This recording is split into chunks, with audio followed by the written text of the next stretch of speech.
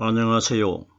저는 성경 속에 감춰져 있는 하나님의 비밀이 되신 예수 그리스도에 관한 신비의 말씀을 전하는 영마로입니다. 오늘은 신약 성경 고린도전서 14장 35절 한 구절 말씀 속에 기록되어 있는 만일 무엇을 배우려거든 집에서 자기 남편에게 물을지니 라는 제목의 말씀을 통하여 성령 하나님께서 우리에게 가르쳐 주시는 말씀의 깨달음의 은혜를 받고자 합니다. 그럼 고린도전서 14장 35절 본문 말씀을 열도록 하겠습니다. 만일 무엇을 배우려거든 집에서 자기 남편에게 물을지니 여자가 교회에서 말하는 것은 부끄러운 것입니다. 본문의 핵심적인 단어가 남편이 등장하고 여자가 등장하고 집이 등장하고 교회가 등장합니다. 그러면은 문맥적으로 성경에 기록되어 있는 대로 이 말씀을 우리 사람의 생각으로 원리로 깨달아 보면은 만일 이 땅에 있는 부부 중에 여자들이 무엇을 배우려고 하면은 집에서 자기 남편에게 물으라고 기록이 되어 있습니다. 그럼 보세요. 우리들 시대에 이 말씀을 적용을 시키면은 성경이 어떻게 기록이 되어야 되느냐? 남자가 교회를 먼저 나오고 신앙생활을 더 열심히 하면은 여자가 남자에게 신앙에 관하여 묻고 남자는 여자에게 가르쳐주고 해야 됩니다. 그런데 보세요. 여자가 신앙생활을 더 열심히 했고 여자가 하나님을 먼저 믿었더라면 뒤에 하나님을 믿게 된 남편이 아내에게 물어야 됩니다. 생각을 해보세요. 현실에 맞추어 봅시다. 교회에는 남자의 교인 숫자보다 여자들의 교인 숫자가 월등하게 교회마다 많지 않습니까? 그러면은 대체적으로 여자분이 먼저 하나님을 믿고 남편을 인도해 가지고 나오기 때문에 신앙적으로 보면은 여자들에게 남자들이 가르침을 받아야 됩니다. 그런데 보세요. 오늘 본문 말씀에는 무엇이든지 배우려거든 집에서 아내가 자기 남편에게 묻고 배우라고 기록이 되어 있습니다. 그러면은 조금 전에 제가 충분히 설명을 드렸습니다. 현실적으로 오늘날 현재 우리들과는 맞지 않는 이야기라 말입니다. 그러면은 성경에는 우리들과 상관이 없는 내용의 말씀은 한 구절도 기록이 되어 있지 않습니다. 그러면은 이 말씀을 부부간의 내용으로 상관을 시켜가지고 깨달으면은 우리와는 전혀 맞지 않는 내용이 되는데 이 내용을 남편 되는 오순절날 이 땅에 임하신 성령 하나님과 신부가 되는 이 땅에서 하나님을 믿는 우리 신앙인들과의 관계로 연결을 시켜서 깨달으면 이 말씀이 풀어지게 된다는 것입니다. 제가 서론적인 것을 이미 설명을 드렸습니다. 그러면은 본문 말씀해 보면은 만일 무엇을 배우려거든 이렇게 기록되어 있는데 만일이라는 것은 어떠하다가 이런 일이 일어나면은 이 원리 아닙니까? 성경에 무엇을 배우려거든 하는데 성경이 가리키는 무엇이 뭡니까? 하나님께서 무엇이라고 기록하신 것은 성경에 기록되어 있는 신구약 성경 구절 전체의 말씀을 가르쳐 무엇이라고 합니다.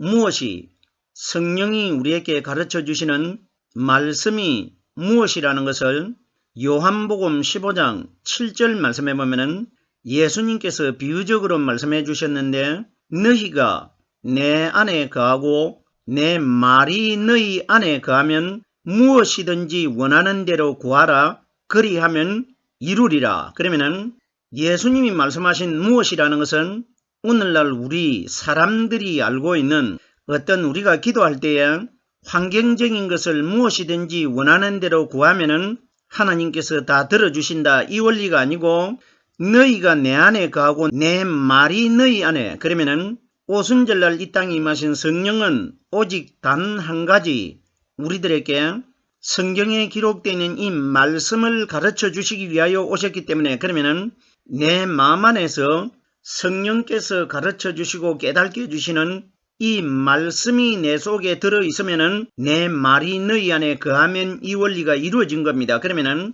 무엇이든지 원하는 대로 구하라는 것은 내 성령이 너희 안에 들어가면은 너희가 어떤 구절이든지 무슨 구절이든지 원하는 대로 생각만 하면은 네 생각 속에 내 성령이 들어있기 때문에 내가 먼저 알고 네가 원하는 말씀을 무엇이든지 내가 다 가르쳐 주겠다. 이걸 무엇이라고 합니다. 성경에 기록되어 있는 무엇이라는 단어는 신구약 성경 전체의 말씀을 가리켜 무엇이라고 합니다. 그럼 보세요. 신구약 성경 전체의 구절이 대략적으로 31,170절 이상이 기록되어 있는데 무슨 구절이든지 네 마음속에 내 말이 되는 성령이 들어있으면 네가 생각하는 대로 무슨 구절이든지 내가 다 깨닫게 해주겠다. 이걸 무엇이라고 합니다. 성경 말씀 구절을 무엇이라고 합니다. 예수님께서 이 땅에 오셨을 때 무엇을 먹을까, 무엇을 마실까, 무엇을 입을까 하지 말라 이렇게 기록이 되어 있습니다. 그러면 제가 지금까지 무엇이라는 단어가 성경에 기록되어 있는 하나님의 말씀이라는 것을 이미 설명을 드렸습니다. 그러면은 무엇을 먹을까 하는 것은 유월절날 저녁에 떡을 주시면서 받아 먹으라 이것이 내 몸이니라 이렇게 말씀하셨습니다.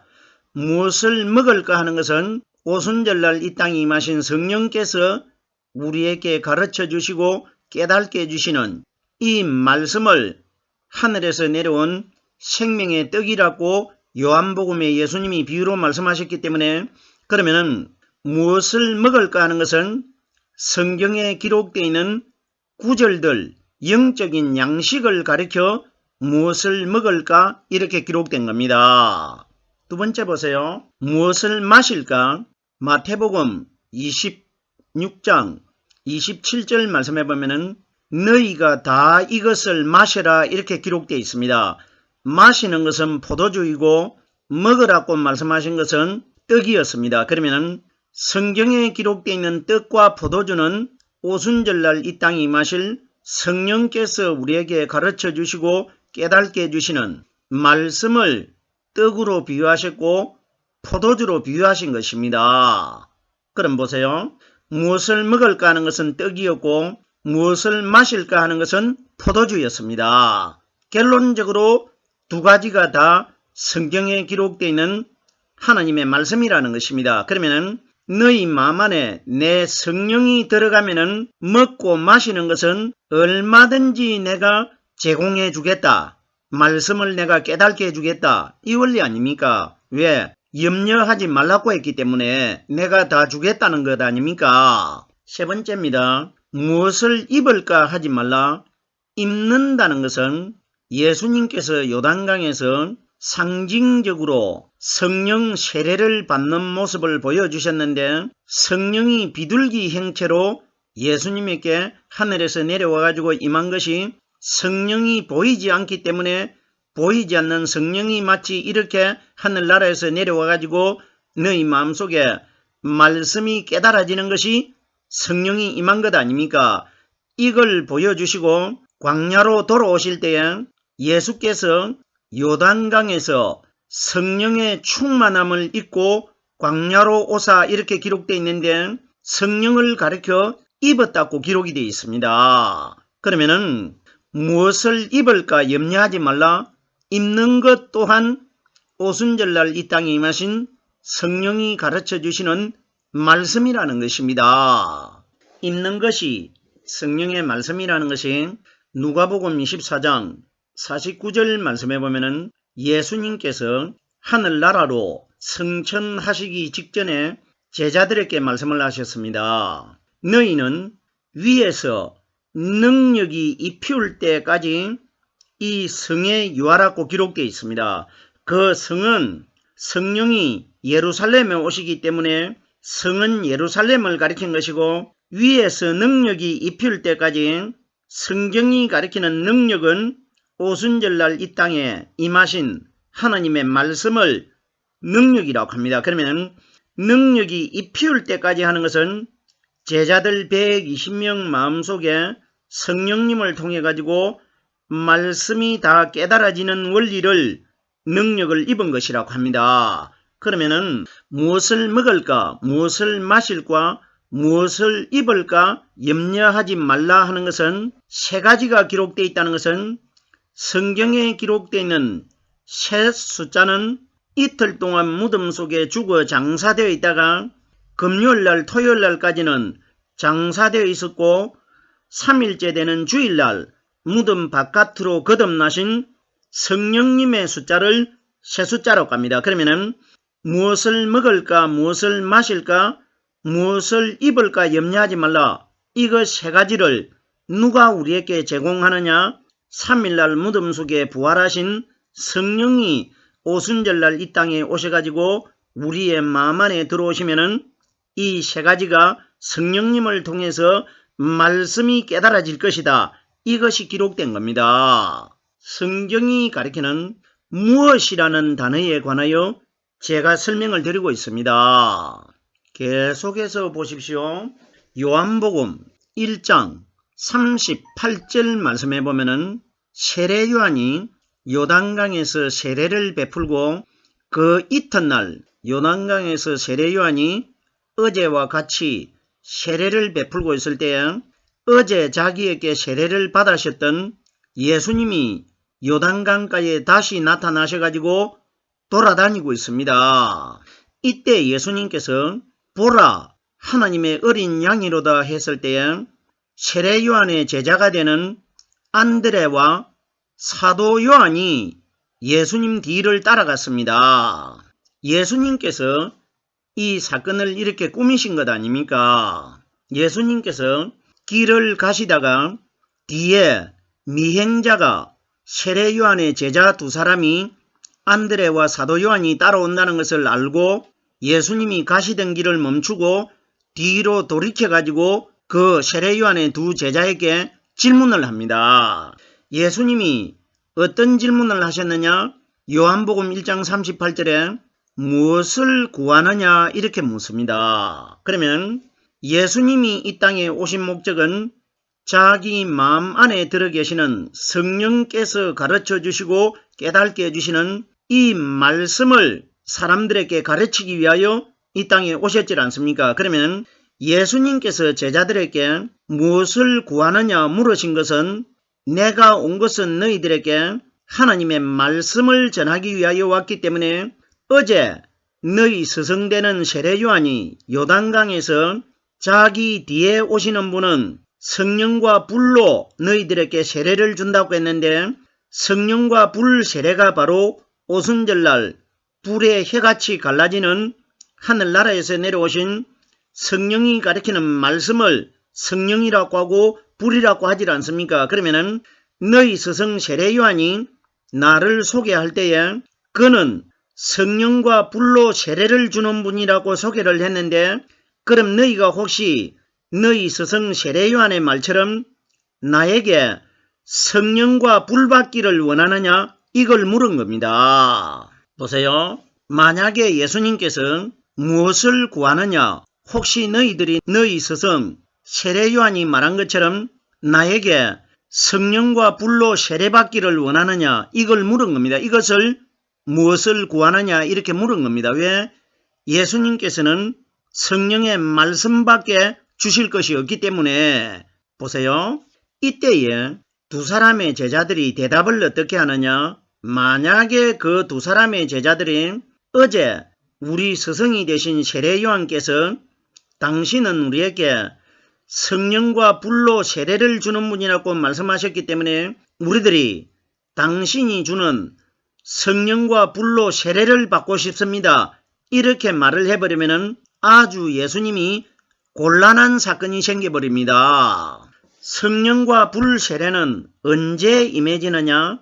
오순절날 제자 120명에게 성령의 불이 임했지 않습니까? 그날 성령을 받게 되기 때문에 만약에 오순절날이 임하기 전에 세례 요한의 두 제자 사도 요한과 안드레가 당신에게 성령 세례받기를 원합니다. 이렇게 하면은 아직 때가 이르지 않았는데 예수님이 입장이 곤란해져 버린단 말입니다. 보세요. 예수님께서 가시던 길을 돌이켜 가지고 미행하는 두 제자에게 무엇을 구하느냐 이렇게 물으니까 이 두 제자의 입에서 어떤 대답이 나왔습니까? 랍비여, 어디서 나셨나이까? 이걸 묻습니다. 이건 다 하나님이 그들의 마음을 충동질해가지고 대답을 이렇게 하게 한 겁니다. 만약에 무엇을 구하느냐 했을 때 성령 불 세례받기를 원합니다. 이렇게 말을 했더라면 예수님이 곤란하기 때문에 하나님께서 두 제자에게 말을 이렇게 하게 한 겁니다. 혹시 당신이 베들레헴에서 났습니까? 이걸 물은 것 아닙니까? 전혀 성령과는 다른 이야기를 해버렸지 않습니까? 이것 다 하나님이신 예수님이 이렇게 꾸미신 것입니다. 보세요. 우리 마태복음 16장 16절 이후에 말씀해 보면은 예수님을 따라다니는 제자 중 한 사람 베드로가 예수님을 가리켜 주는 그리스도시요 살아계신 하나님의 아들입니다. 이렇게 고백을 했을 때 예수님께서 바요나 시몬아 네가 복이 있도다. 이를 네게 말하게 하시니는 네 육신이 아니고 하늘에 계신 내 아버지께서 너에게 이렇게 말하게 해주셨다. 이렇게 말했습니다. 그러면 예수님께서 베드로에게 하신 말씀이 세례 요한의 두 제자가 따라올 때에 랍비여 어디서 계시니까? 어디에서 나셨습니까? 이걸 물은 것과 똑같다는 뜻입니다. 이것 다 하나님이 이렇게 말씀하게 하신 것입니다. 보세요. 많은 사람들이 예수님이 영적인 하나님의 말씀을 어렵게 전하니까 사람들이 이것을 이해를 하지 못해가지고 예수님을 많이 떠나갔지 않습니까? 이때 보세요. 예수님께서 제자 12명에게 너희도 저 사람들처럼 나를 떠나가려느냐 이렇게 질문을 했을 때 그때도 베드로가 예수님에게 말을 했지 않습니까? 어떤 말을 했습니까? 요한복음 6장 68절에 보면은 영생의 말씀이 계심에 우리가 니게로 가오리까 이런 고백을 하지 않습니까? 그러면 이것 또한 베드로가 말한 것이 아니고 영적인 하나님께서 베드로에게 말하게 해 주신 것입니다. 이것 다 하나님이 하신 것입니다. 하나님이. 제가 성경에 기록되어 있는 무엇이라는 단어에 관하여 설명을 드리고 있습니다. 계속해서 보십시오. 무엇에 관하여 요한복음 14장 13절 말씀해 보면은 너희가 내 이름으로 무엇을 구하든지 내가 시행하리니 그러면은 우리들이 이 원리를 잘못 이해를 해가지고 너희라는 대상은 오늘날 이 땅에서 하나님을 믿는 신앙인들을 가리키는 것으로 사람들이 알고 있는데 내 이름으로 무엇을 구하든지 내가 시행한다고 하니까 오늘날 사람들이 기도 다 하고 나서 마지막 부분에 예수님의 이름으로 기도드렸습니다. 이렇게 해야 모든 것을 우리에게 무엇이든지 다 이루어주는 것으로 알고 기도 말미에 가가지고 그리스도 예수님의 이름으로 기도드렸습니다. 또 어떨 때는 예수 그리스도의 이름으로 기도드렸습니다. 이렇게 하고 있지 않습니까? 이 유래가 어디에서 됐습니까? 요한복음 14장 13절에서 유래된 겁니다. 왜? 예수님께서 너희가 내 이름으로 무엇이든지 구하든지 내가 다 이루어주고 시행하겠다 하니까 사람들이 이것이 기도하고 마지막에 예수님의 이름으로 기도를 해야 하나님이 다 이루어주신다. 이렇게들 알고 있지 않습니까? 그러면 제가 지금까지 성경에 기록되어 있는 무엇이라는 단어는 우리들이 알고 있는 환경적인 것이 아니고 영적인 것, 성경에 기록되어 있는 성경 구절 전체를 무엇이라고 합니다. 그러면은 너희는 이 땅에서 하나님을 믿는 우리 신앙인들이고 내 이름으로 하는 것은 예수님의 이름으로 기도드렸습니다. 이렇게 하라는 것이 아니고 이것이 만약에 기도 이야기가 맞다면은 너희가 무엇이든지 구할 때에 내 이름으로 기도해야 이루어질 것이다. 이렇게 기록이 되어야 되는데 기도라는 단어가 완전하게 빠져 있다는 것은 이것이 기도 내용이 아니라는 뜻 아닙니까? 예수님이 만약에 이것이 기도 말미에 가가지고 예수님의 이름으로 기도드렸습니다. 이렇게 해야 내가 이루어준다.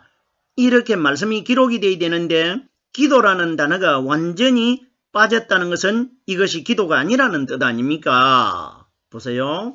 너희는 신앙인들이고 내 이름으로 하는 것은 오순절날 이 땅에 임하신 성령은 예수님 마음 안에 들어 계시다가 예수님의 이름으로 이 땅에 오셨습니다. 그러면은 오순절날 예수님의 이름으로 오신 성령이 너희 마음 안에 들어가면은 내 이름을 가진 성령이 너희들에게 무슨 구절이든지 원하는 대로 다 너희들에게 가르쳐주고 시행할 것이라 이걸 말씀하신 것 아닙니까?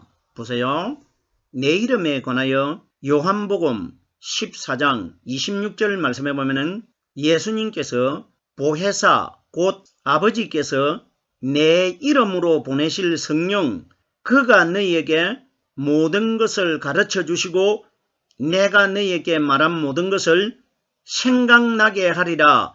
무슨 구절이든지 내 이름으로 오신 성령이 너희 마음 안에 들어가셔야 어떤 구절이든지 다 깨달아질 것이라 가르쳐 줄 것이라 이것을 말씀해 주신 것 아닙니까? 그러면 너희가 내 이름으로 무엇을 구하든지 내가 시행하리니 내 이름으로 오신 분도 성령 하나님이시고 내가 시행하는 분도 우리 마음 안에 들어오신 말씀이신 성령 하나님이시다 말입니다.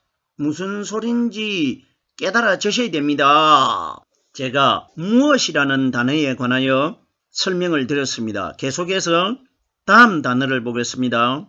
만일 무엇을 배우려거든 반드시 우리는 배워야 되는데 누구에게 배워야 되느냐? 성령님에게 배우라는 것입니다. 왜? 성령님이 우리의 남편이시기 때문에 보세요.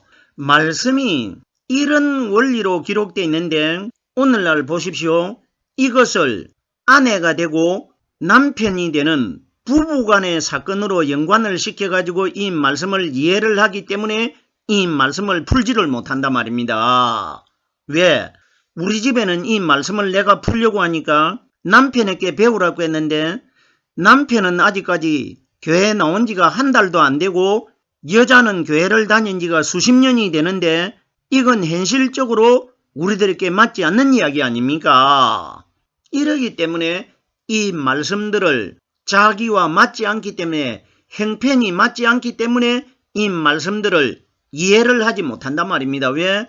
세상적인 환경적인 방향으로 깨닫고 있기 때문에 성경에 기록되어 있는 하나님은 영이시기 때문에 영적으로 다 기록되어 있기 때문에 우리들이 이 말씀을 풀 때에 하나님 입장으로 이 말씀을 풀어야 되는데 내가 하나님의 입장이 되기 위해서는 내 안에 하나님이 대신 오순절날 임하신 성령 하나님이 내 속에 들어오셔야 내가 영적인 하나님의 입장이 되기 때문에 영이신 하나님이 하신 말씀을 풀 수가 있고 깨달을 수가 있다는 것입니다.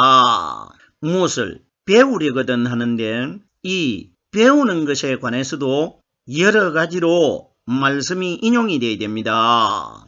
마태복음 11장 29절 말씀해 보면은 예수님께서 나는 마음이 온유하고 겸손하니 나의 멍에를 메고 내게 배우라 이렇게 말해 주었습니다. 예수님께서 배우라는 단어를 많이 사용하셨는데 배우라는 것은 눈에 보이는 우리와 똑같은 죄 있는 모양으로 태어나신 예수님에게 배우라 이 원리가 아니고 예수님 마음 안에 들어 계셨다가 오순절날 이 땅에 임하신 성령님을 통해서 말씀이 깨달아지기 때문에 그럼 예수님이 나는 마음이 온유하고 겸손하니 나의 멍에를 메고 내게 배우라 하는 분은 눈에 보이는 예수님이 아니시고 예수님 마음 안에 들어 계시다가 오순절날 이 땅에 임하신 성령님을 통해서 성경 말씀을 깨달아라, 이것을 말씀해 주신 것입니다. 오늘 제가 만일 무엇을 배우려거든 하는 이 단어를 깨달는데, 마태복음 11장 29절 나는 마음이 온유하고 겸손하니 나의 멍에를 메고 내게 배우라, 이 말씀을 설명하는 중에 정해진 시간이 다 됐습니다. 이 말씀에 관해서는 다음 시간에 이어서 전하도록 하겠습니다.